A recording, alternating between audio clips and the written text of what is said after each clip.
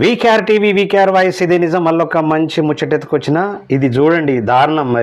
మరి గత ప్రభుత్వం అనుకుంటా చేసింది. కుప్పలు తెప్పలుగా నకిలీ ట్రేడ్ లైసెన్సులు చూడు ఎట్లా ఉందో.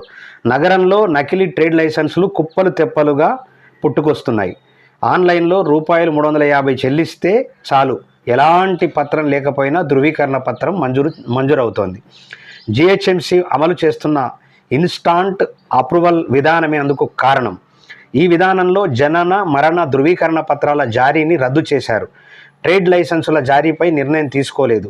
దీంతో 4 ఏళ్ల నుంచి దాదాపు 50,000 ట్రేడ్ లైసెన్సులు పట్టుకొచ్చాయి. అంటే గత ప్రభుత్వంలో ఇంత దారుణంగా జరిగిందనేది మనకు క్లారిటీగా తెలుస్తుంది.